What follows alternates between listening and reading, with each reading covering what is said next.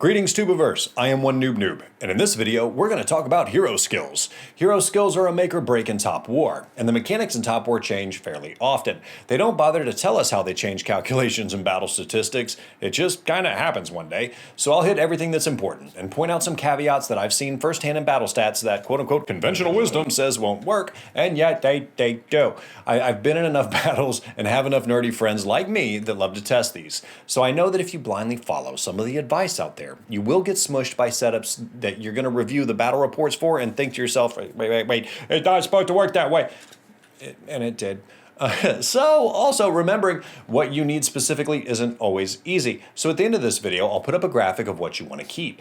Feel free to take a screenshot of it and save it to your phone. That way, whenever you forget, you'll have the graphic saved on your phone or PC for future use. All that I ask in exchange is that you throw me a like and leave me a comment. It helps me grow my channel every time you do these. And don't skip to the end of the video, please. You're going to miss out on a lot of information that's not in that graphic, including some spoilers and best practices. In terms of skill categories, there's only 3 types of boxes. This is not one of the spoilers. Exclusive skill boxes, don't grab these, which only give you exclusive skill shards for a depressingly limited list of free heroes. More on that in a minute. Next are the rare skill treasure chests, and last are the normal skill treasure chests. I'm not going to explain what those other two give because their names do a bang-up job if you just read them out loud or say them in your head in a Scottish accent.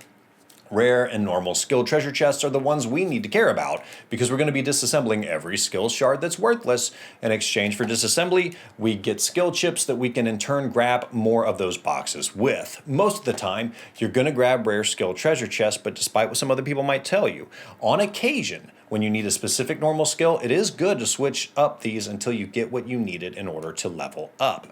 You're going to be doing this a lot and for years in game, so strap yourself in for the pulse-pounding adventure of grinding in slow motion, ladies and gentlemen. You're going to be scrapping most of what you get. It's going to feel a lot like Groundhog Day for you, and for those of you outside of the United States, Groundhog's Day is the absurd belief Americans have that a groundhog can in fact predict the weather. I wonder if Australians think wombats can predict the weather. I don't know. Anyways, if you want to speed this up a tick, make sure you run all those refugee camps. You can do a lot of these daily, and while boring, they will help you out in the long term. Also, when you're using that skill research card in the recruit station to get stuff, use the 1x button instead of the 10x button. I know this is crazy sounding, but the reason for using the 1x is something I found buried in the Discord channel for Wannabe Gamer. You don't want that guaranteed universal hero skill shard. You just don't want it. It's just a free hero shard anyways, even though there's more free player skill options there versus the other thing that we were talking about, the box that I said don't touch. I'd like to take a minute to thank Magical for this information, who is an amazing human being for keeping the lights on for the Wannabe Gamer Discord channel for such a long time. Magical is one of those unsung heroes that puts a lot of time into helping new players out, and I've linked that Discord if you want to check it out. It's a valuable resource to this very day. So free hero shards. I know this is going to start something, and feel free to leave any comments on this one, okay? Down below, you can do it. Because none of the heroes you can grab for gems will have their skills dropped in those exclusive skill boxes, and it's only the gem-bought heroes that are in all the meta lineups. I would scrap all the free hero shards, but the heroes that increase training and increase mining. And just to let you know who those are, that's Meredith, Lady Zizak, Gonzo, I don't know how you say his name, and Tywin. I think Top War is missing a great opportunity in having more free-to-play characters with these effects. This list is just embarrassingly small, don't you think? Also, as you can imagine, I'm totally against exchanging skill chips for exclusive skill boxes. Leave them alone. If you want to see what heroes can drop their exclusives in one of those boxes that I said don't mess with, just get into your inventory and select the skill chips like you're about to grab one of these exclusive skill boxes and hit the little I button that pops up. These are the only heroes you'll have a shot at getting a hero skill shard for. You never know, maybe Top War will beef up the offerings here. So look every now and again, just in case it happens. Top War developers actually do some pretty nice stuff for us over time, so never know. Now I know, strictly free-to-play players burning most of these sounds crazy to you. If you think that's just going to be too long of a road before you can build up the universal exclusive skill shards to get a pay or gem bought hero up to their level 5 exclusive, go ahead and keep the free exclusive skill shards for the best free PvP heroes as well, but don't just blindly keep them all. It's a waste of your time. By the way, there's a huge rumor, here's a spoiler, going around that the Top War developers are going to do something better than just giving us those whole 5 skill chips for recycling a hero skill shard. But that rumor seems to only have the words pay or gem bought heroes somewhere close to them in any communications. I'm holding on to these just in case something magical happens here. Again, you never know. So why would I recommend burning all the other free-to-play skills? Well, time is a...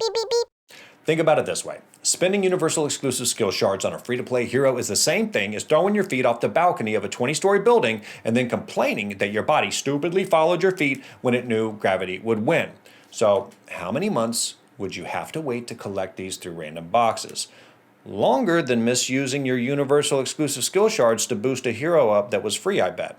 So if you let that temptation sit there to use universal exclusive skill shards to get one of those free heroes to their level 5 exclusive, you might give in one night.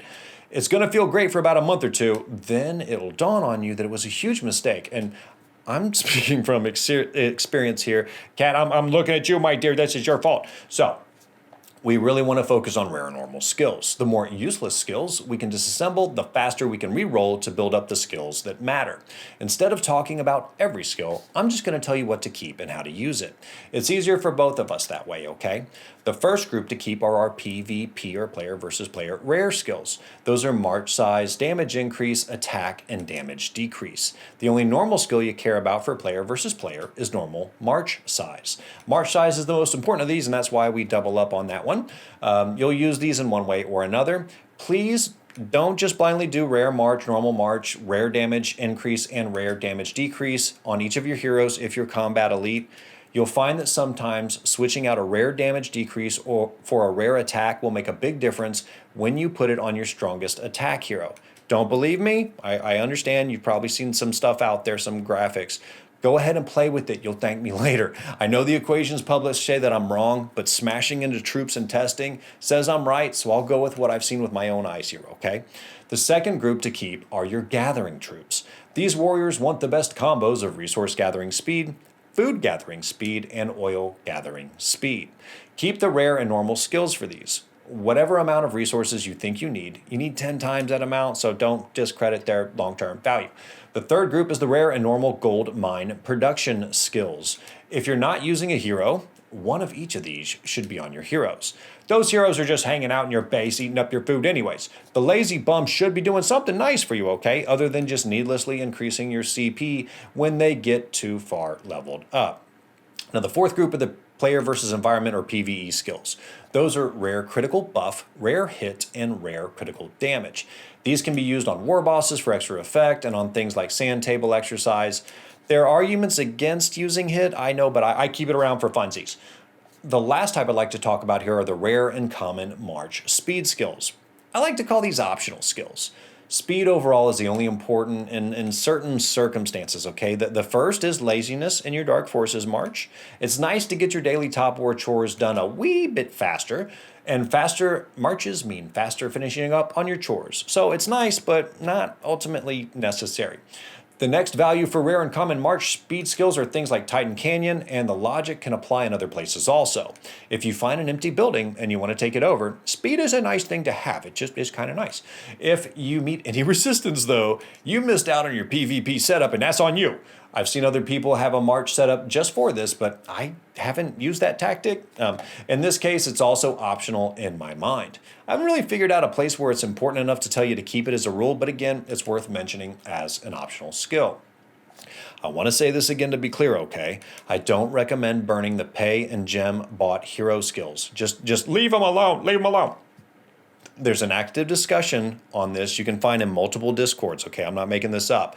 Like Timmy's, for example, you'll find it. If you want a lot more of a not safe for work version, head over to the Top Talk Discord. They'll tell you the same thing is swirling around the Discord verse with far funnier graphics. Just note, Top Talk is an adult Discord. You've been warned. Everything else not listed here should go on the scrap heap. Every time you decide to scrap, you'll get skill chips to roll again to grab more yummy stuff. You'll be doing this for years, as I said, so any shortcut is valuable. Yes, I know, there are plenty of other VIT and gem-based events that you can grab higher level choice boxes from, but it's still going to take you forever and a day. So don't hold on to anything that's unnecessary. Now, if you're curious as to what the best items are to grab in gem and VIT-based events, I've linked that video in the description as well. So that's it, ladies and gentlemen. Please comment to tell me your thoughts and smush all the buttons to like, subscribe, and enable notifications for my channel. That is, of course, unless you've already smushed all the buttons to subscribe and enable notifications buttons prior. If that's you, please just throw me a like and keep those other buttons lit up. Until next time, Tubiverse, keep smushing your enemies, and I'll keep turning out content to help you on your journey.